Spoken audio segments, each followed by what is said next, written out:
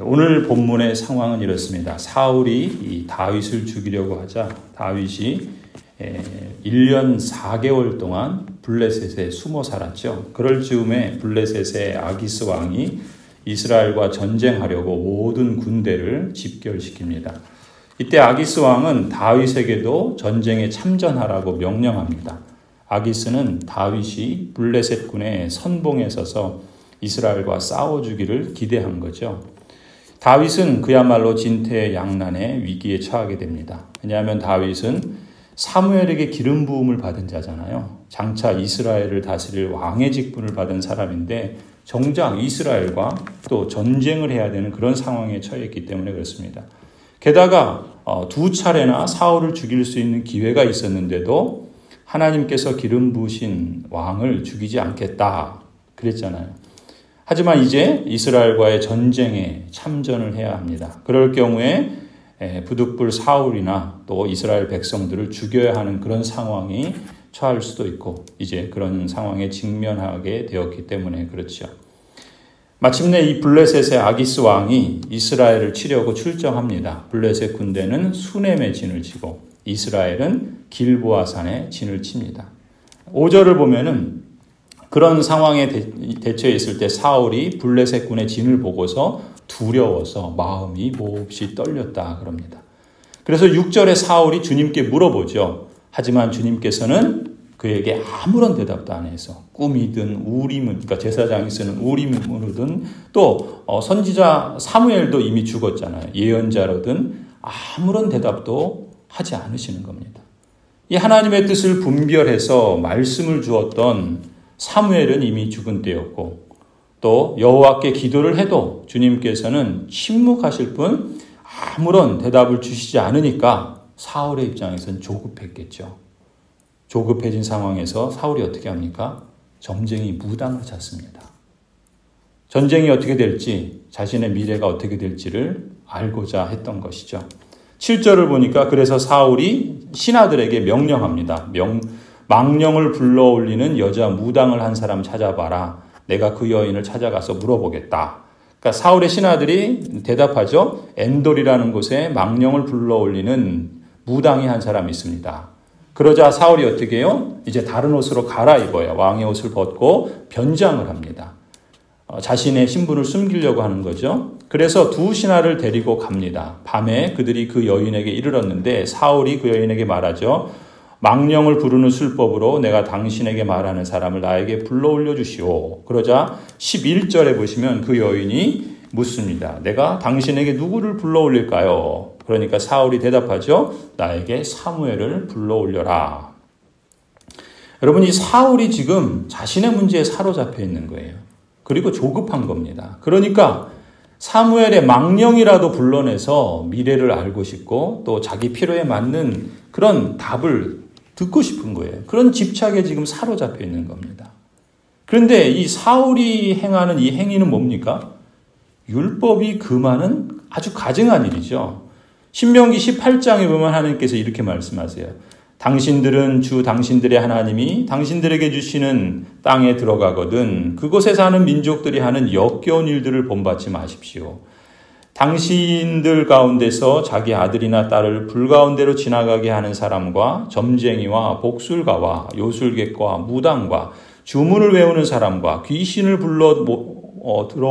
물어보는 사람과 박수와 혼백에게 물어보는 사람이 있어서는 안 됩니다. 이런 일을 하는 사람은 모두 주님께서 미워하십니다. 주 당신들의 하나님은 이런 역겨운 일 때문에 당신들 앞에서 그들을 몰아내시는 것입니다. 신명기 말씀에 이미 이 말씀을 하셨단 말이죠. 이런 역겨운 일을 행해서도 안 되고 그런 사람을 가까이 두어서도 안 되는 거예요. 점쟁이든 무당이든 이단이든 이단을 가까이 하는 사람들은 반드시 몰아내야 합니다. 또 율법만 그런 것이 아니라 바로 이 사울 때 사무엘 선지자도 매우 강하게 사울에게 경고했었죠. 우리가 앞서 15장 23절에 보면 알 수 있어요. 뭐라 그럽니까? 거역하는 것은 점을 치는 것과 같다. 고집을 부리는 것은 우상을 섬기는 죄와 같다. 사무엘이 이미 사울에게 이런 말씀을 전했었죠. 심지어요. 오늘 본문 3절을 보세요. 사울 자신이 직접 이스라엘 나라 안에서 무당과 박수를 모조리 쫓아내기까지 했습니다. 그럼에도 불구하고 지금 사울이 어떤 행위를 하고 있어요? 하나님의 뜻을 찾는다고 하면서 정작 하나님께서 금하신 일을 하는 거예요. 10계명의 제1계명을 어기는 최악의 선택을 지금 사울이 내리고 있는 겁니다. 성도 여러분, 하나님의 그 영원전에 작정하신 선택을 사람이 미리 알 수 없습니다. 무슨 얘기인가? 하나님께서 누구를 구원하기로 선택하셨는지, 누구를 유기하기로 선택하셨는지 사람은 몰라요. 하지만 하나님의 그 선택은 언약 관계 속에서 각 사람들이 행한 응답을 통해서 드러나기 마련입니다. 가령 사울을 보세요. 사울은 분명히 하나님의 언약 백성이에요. 특히 기름 부음을 받은 직분자였습니다. 왕의 직분을 받은 자였습니다. 그럼에도 불구하고 하나님의 뜻에 순종하기보다는 오히려 그 뜻을 거스리죠. 거듭거듭 죄와 악을 행합니다. 스스로 제사장 역할을 할 뿐만 아니라 노베 살던 하나님의 제사장들을 죽이기까지 해요. 급기야는 하나님께서 가장 싫어하시는 죄를 행해서 10계명을 주신 하나님을 그야말로 가볍게 여기고 멸시하는 겁니다. 하나님께서 유기한 자라는, 하나님께서 버리기로 택한 자라는 그 증거를 그의 삶을 통해서 사울은 여실히 드러내고 있는 것이죠. 역대상 10장 13절 14절을 보면은 하나님께서 그런 사울의 인생을 이렇게 평가하세요. 사울이 주님을 배신하였기 때문에 이렇게 죽었다. 그는 주님의 말씀을 지키지 않았고 오히려 점쟁이와 상의하며 점쟁이의 지도를 받았다. 그는 주님께 지도를 받으려 하지 않았다. 그래서 주님께서 그를 죽이시고 그의 나라를 이새의 아들 다윗에게 맡기셨다. 이것이 사울에 대한 하나님의 평가입니다. 참으로 안타까운 일이죠. 또 참으로 두려운 일입니다. 사랑하는 하나님의 언약 백성 여러분, 참으로 주님의 말씀을 따라서 우리는 경계하고 또 겸손한 마음으로 깨어 있어야 합니다. 우리의 삶이 하나님의 언약 백성의 그 부르심의 그 영광스러움과 그 특권을 감사로 예배하며 순종으로 하나님을 기쁘시게 하는 삶이야말로 이 얼마나 복되고 영광스러운 일입니까? 그래서 히브리서 3장 12절부터 말씀을 보시면 믿는 신자들에게 이렇게 권면합니다. 형제자매 여러분, 여러분 가운데 믿지 않는 악한 마음을 품고서 살아계신 하나님을 떠나는 사람이 아무도 없도록 여러분은 조심하십시오. 오늘이라고 하는 그날 서로 권면하여 아무도 죄의 유혹에 빠져 완고하게 되지 않도록 하십시오.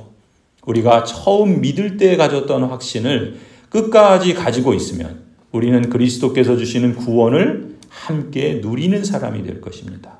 오늘 너희가 그의 음성을 듣거든 반역하던 때와 같이 너희의 마음을 완고하게 하지 말아라 하는 말씀이 있는데, 듣고서도 하나님께 반역한 사람들이 누구였습니까?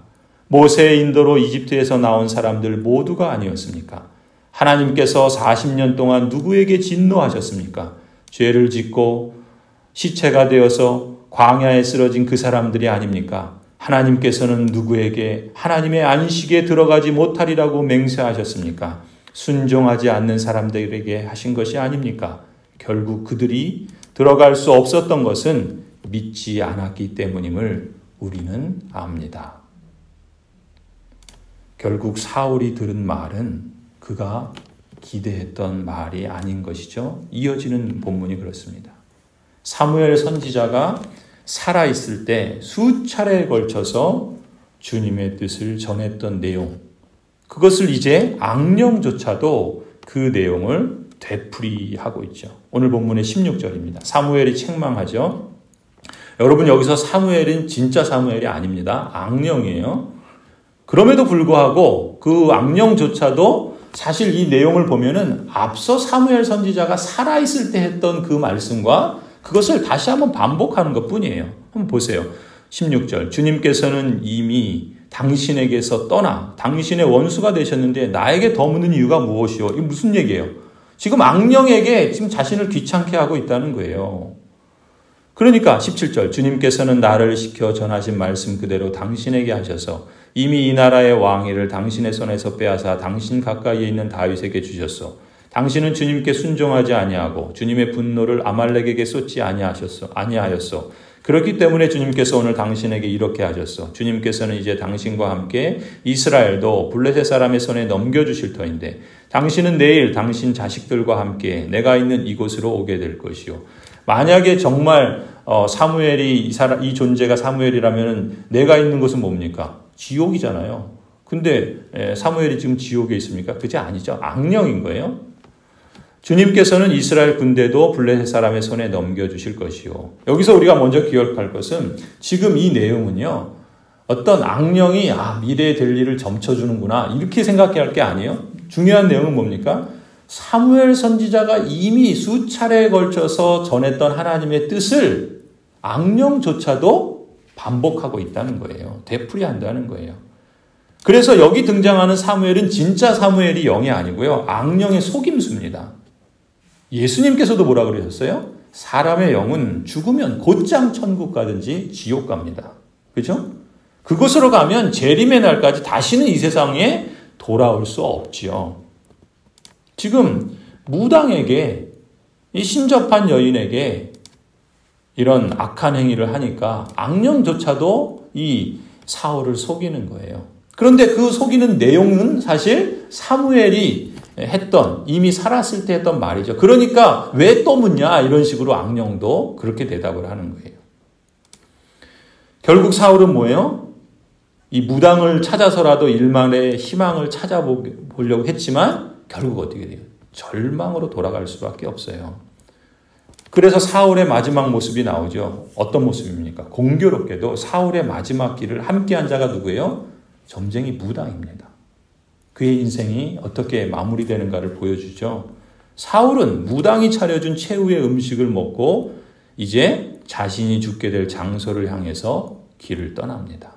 참 씁쓸한 여운을 남기는 그런 사건이죠. 하나님의 언약 백성이요. 기름 부음을 받아 왕의 직분을 받았던 직분자였음에도 불구하고 이렇게 참으로 안타까운 그의 삶이 어떠한 것인가를 통해서 하나님께서 그를 어떤 사람으로 예정하셨는지를 스스로 보여주는 그런 사건이라 볼 수 있습니다. 결국 사울은 그 다음날 그 요나단 그 다음에 그 자식들과 함께 블레셋과의 전쟁에서 죽게 되죠. 성도 여러분, 오늘 앞서 말씀드렸던 히브리서 말씀처럼 우리가 이 땅을 하나님의 언약 백성으로 살아가면서 우리에게 늘 겸손한 마음 또 하나님을 경외하는 그런 마음, 그래서 하나님을 순종으로 예배하고 감사로 제사하는 그런 복된 삶을 날마다 걸어갈 수 있기를 소원합니다.